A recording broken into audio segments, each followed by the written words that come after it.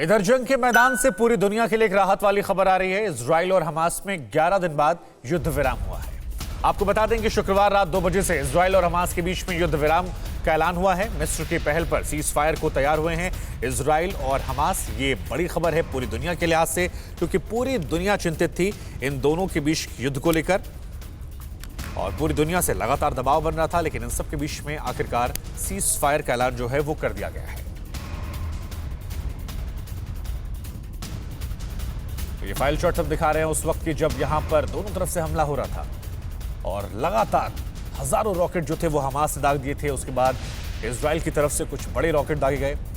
लेकिन इन सब के बीच में अब खबर ये आ रही है कि यहां पर युद्ध विराम का ऐलान कर दिया गया है और ये एक बड़ी और अच्छी खबर है पूरी दुनिया के लिहाज से। तो 11 दिन तक यहां पर युद्ध हुआ और 11 दिनों के बाद आखिरकार युद्ध विराम का ऐलान जो है वो कर दिया गया है।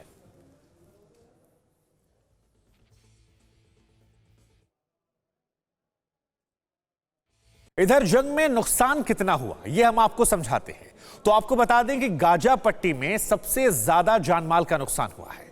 गाजा पट्टी में 230 से ज्यादा लोग ऐसे हैं जिनकी मौत हो गई। मरने वालों की बात की जाए तो महिलाएं और बच्चे शामिल थे। गाजा में 70,000 से ज्यादा लोग घर छोड़ने को मजबूर हो गए। गाजा में कई अस्पताल हमले में तबाह हो गए। इसके अलावा आपको बता दें, देखिए तस्वीरें भी दिखा रहे हैं लगातार। इजराइल का यह दावा है कि हमास के 130 से ज्यादा लड़ाकों को इजराइल ने मार गिराया।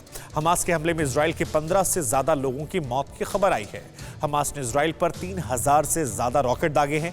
हालांकि ये छोटे रॉकेट होते हैं, इनकी रेंज जो होती कम होती है, उतने ज्यादा ये असरदार नहीं होते, लेकिन फिर भी संख्या ज्यादा है। 11 दिन तक इन दोनों के बीच में जंग चली है और उसके बाद आखिरकार युद्ध विराम हुआ है। मिस्र ने पहल की थी जिसके बाद यहां पर युद्ध विराम को मान लिया गया है। इजराइल और हमास दोनों की सहमति से यहां पर युद्ध विराम जो है वो किया गया है। सीजफायर के लिए कोई शर्त यहां पर नहीं रखी गई है, तो ये एक अच्छी बात है। कोई शर्त नहीं रखी गई है और बिना शर्तों के साथ यहां पर सीजफायर का ऐलान किया गया है। इस बीच एक और बड़ी खबर आ रही है, हम आपको वो बड़ी खबर बताते हैं। तो खबर क्या है वो आप बताते हैं। इजराइल तीसरे विश्व युद्ध का संकट जो है वो टल गया है। ये इसलिए कहा जा रहा है क्योंकि आधी दुनिया इजराइल के साथ थी। टर्की, रूस, अमेरिका की डायरेक्ट इसमें एंट्री होने वाली थी और अब ये टल गई है। टर्की समेत कई इस्लामिक देश हैं जो हमास का साथ दे रहे थे। लेबनान की तरफ से इजराइल पर रॉकेट दागे गए थे। मिस्र के दखल के बाद इजराइल और हमास में युद्ध विराम हुआ है और इस जंग में तुर्की, रूस और अमेरिका की अप्रत्यक्ष एंट्री की संभावना काफी बढ़ गई थी। इस वजह से माना जा रहा था कि यह जंग कहीं तीसरे विश्व युद्ध का रूप ना ले ले। हाल ही में लेबनान की तरफ से भी इजराइल पर रॉकेट हमला हुआ था। तो इन सब के बीच में एक बहुत अच्छी खबर पूरी दुनिया के लिए, क्योंकि दुनिया के कई मुल्क जो हैं इस युद्ध में शामिल हो सकते थे, लेकिन अब ये चिंता टल गई है।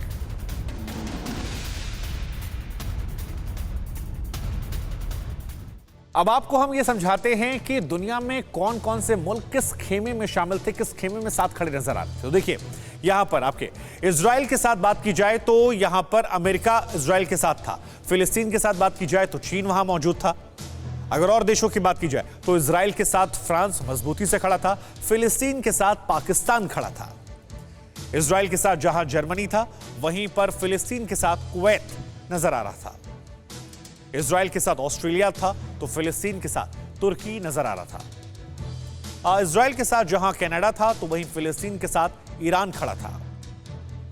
तो ये तमाम देश जो हैं अलग अलग टुकड़ों में अलग अलग देशों के साथ मौजूद थे। इधर हमास ने युद्ध विराम को लेकर प्रतिक्रिया दी है और यह बताया है कि ये उसकी जीत है। गाजा सिटी में हजारों हमास समर्थकों ने जश्न मनाया है। फिलिस्तीनी झंडा लहराते हुए सड़कों पर ये तमाम लोग उतरे।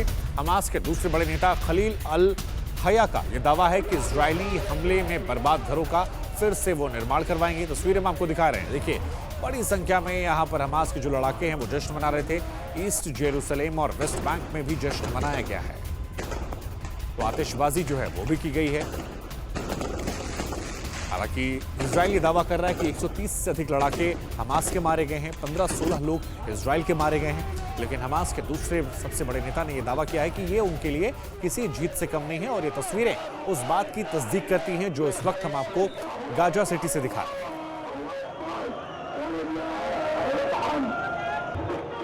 ये आधी रात की तस्वीरें जहां पर जब युद्ध विराम का ऐलान हुआ उसके बाद जश्न मनाया गया। लोग सड़कों पर उतरे, आतिशबाजी की गई, तस्वीरें हम आपको दिखा रहे हैं, पटाखे फोड़े गए।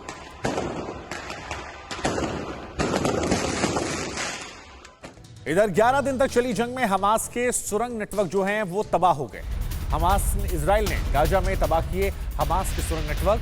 गाजा शहर में हमास ने बनाया था 100 किलोमीटर का सुरंग नेटवर्क। इजराइल पर हमले के बाद सुरंग में छिपते थे हमास के लड़ाके, लेकिन इस नेटवर्क को तबाह कर दिया गया। सुरंगों में छिपाया था हमास के हथियारों का जखीरा, लेकिन यहां पर इजराइल की तरफ से यह ट्वीट किया गया है और उसमें बताया गया कि इस टनल नेटवर्क को हमने तबाह कर दिया। तो देखिए, Hamas has spent the last decade building the metro terror tunnel network, जिसका जिक्र इजराइल ने किया, और इस टनल नेटवर्क को तबाह करने की बात की जा रही है इजराइल की तरफ से, और केवल 5 दिनों में हमने इसे न्यूट्रलाइज कर दिया। तो ये ट्वीट है इजराइल की तरफ से। इधर न्यूयॉर्क में इजराइल और फिलिस्तीन समर्थकों में झड़प हुई है। टाइम्स स्क्वायर पर इजराइल फिलिस्तीन समर्थकों में झड़प हुई है। मैनहट्टन में भीड़ पर विस्फोटक से हमला किया गया है। एक और अहम खबर आपको बता दें, तस्वीरें हम आपको दिखा रहे हैं।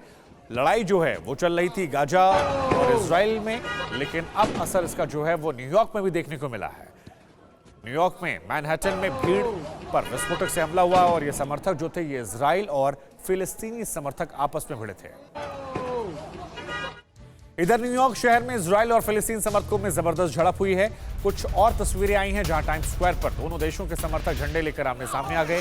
दोनों देशों के समर्थकों ने जमकर हाथापाई की। मनीष झा हमारे संवाददाता हमारे साथ जुड़ रहे हैं। मनीष, लड़ाई जो है वो गाजा पट्टी में हो रही थी, इजराइल और फिलिस्तीन एक दूसरे पर रॉकेट दाग रहे थे, लेकिन ये तस्वीरें न्यूयॉर्क की थोड़ी हैरान परेशान करती हैं, क्योंकि यहां पर हथियारों का इस्तेमाल भी किया गया। आगजनी की तस्वीरें हम दिखा रहे हैं, हाथापाई दिखा रहे हैं। तो क्या जानकारी आपके पास इस खबर को लेकर? देखिए, जिस समय संयुक्त राष्ट्र मुख्यालय में इस बात को लेकर, इजराइल फिलिस्तीन संघर्ष को लेकर सभी देश अपनी अपनी बात रख रहे थे, उसी समय वहां से कुछ ही किलोमीटर दूर स्थित न्यूयॉर्क के टाइम्स स्क्वायर पे अपने अपने पक्ष का समर्थन करने के लिए अरब और यहूदी दोनों गुट के लोग वहां पहुंचे थे। अपने अपने समर्थन में नारे लगा रहे थे, लेकिन दोनों आसी पास में थे और फिर अचानक माहौल वहां बिगड़ता गया। हालांकि न्यूयॉर्क पुलिस डिपार्टमेंट के सुरक्षा कर्मी वहां पर मौजूद थे, लेकिन उनकी उपस्थिति में दोनों गुटों के बीच में झड़प हुई, मारपीट हुई। वहां पर हम देखें कि किस तरह से विस्फोटक से आवाजें भी आई, धमाके भी सुनाई पड़े। ये सब कुछ होना, हालांकि देखिए ये बात तो है कि यहूदी और अरबों के बीच में जो वैमनस्य है उसका परिणाम ही है कि दुनिया के किसी भी कोने में जब ये दिखते हैं खास करके, तो उनके बीच में जो संबंध है वो सहज नहीं होता है। लेकिन न्यूयॉर्क में टाइम्स स्क्वायर पर न्यूयॉर्क पुलिस डिपार्टमेंट की मौजूदगी में इस तरह की घटना घटना ये अपने आप में बहुत बड़ी बात है, क्योंकि मैंने कई बार देखा है कि अरब और यहूदी गुट वहां पर जुटते हैं, अपने अपने प्रदर्शन करते हैं, चाहे न्यूयॉर्क टाइम्स मुख्यालय के सामने में 42nd स्ट्रीट पर विरोध प्रदर्शन करते हैं, लेकिन इतना तीखा और इस तरह के झड़प वाला, इस तरह का हिंसक विरोध प्रदर्शन कभी भी नहीं देखा था। बिल्कुल। और यहाँ पर न्यूयॉर्क पुलिस की खामोशी भी अपने आप में कई तरह के सवाल खड़े करती है, क्योंकि जहाँ पर लड़ाई झगड़े हो रहे हैं ये कोई फिलिस्तीन या इजराइल का इलाका नहीं, बल्कि न्यूयॉर्क है, अमेरिका है। ये तस्वीरें दुनिया देख रही है, तो ये सवाल खड़े होंगे। लेकिन बहुत बहुत शुक्रिया आपका तमाम जानकारी के लिए। उधर फिलिस्तीन की मदद के लिए चीन आगे आ गया है। इजराइल के हमले से तबाह फिलिस्तीन की चीन मदद करेगा।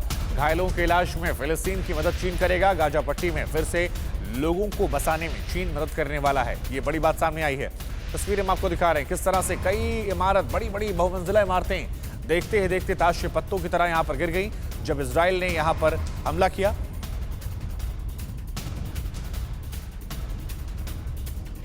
और अब आपको समझाते हैं हम वॉल के जरिए कि गाजा पट्टी में तबाही आखिर क्यों हुई। तो गाजा पट्टी में हमास की मजबूत मौजूदगी थी और यही वजह है कि इस इलाके को उसने टारगेट किया। गाजा पट्टी से ही हमास ने इजराइल को निशाना बनाया था। गाजा ने हमास में सुरंगों का जाल बिछाया था, जहां पर जाकर हमास के लड़ाकू छिपते थे। हमास के आतंकी रॉकेट दागने के बाद इन सुरंगों में जाकर छिप जाया करते थे। इजराइल ने जंग में ज्यादातर सुरंगें तबाह कर दी। हमास के 1000 से ज्यादा ठिकानों को तबाह किया गया है, ये इजराइल का दावा है। तो इजराइल ने इसी को लेकर ट्वीट भी किया था। अमेरिका के विदेश मंत्री इस बीच खबर आ रही है कि मिडिल ईस्ट का दौरा करने वाले इजराइल और फिलिस्तीन के नेताओं से मुलाकात करेंगे एंटनी ब्लिंकन। ये बड़ी खबर सामने आ रही है। अमेरिका के विदेश मंत्री मिडिल ईस्ट का दौरा करने वाले हैं और यहां पर तमाम नेताओं से मुलाकात करेंगे वो। तो अमेरिका अपनी मौजूदगी को दर्शाता हुआ और ये बताया जा रहा है कि खाड़ी के देशों में जाकर वहां पर तमाम नेताओं से मुलाकात करेंगे। उधर सीज फायर से पहले गाजा पर ताबड़तोड़ एयर स्ट्राइक हुई है। युद्ध विराम की घोषणा से पहले इजराइल ने रॉकेट दागे हैं। सीज फायर से 30 मिनट ठीक पहले नॉर्थ गाजा को निशाना बनाया गया था। नॉर्थ गाजा में हमास के ठिकानों पर हमला किया गया था। तो एक तरफ हमास जश्न मना रहा है, लेकिन सीज फायर से ठीक 30 मिनट पहले नॉर्थ गाजा को इजराइल ने निशाना बनाया। नॉर्थ गाजा में हमास के ठिकानों पर हमले किए गए। परवाह देश की, सोमवार से शुक्रवार रात 10 बजे TV9 भारतवर्ष पर।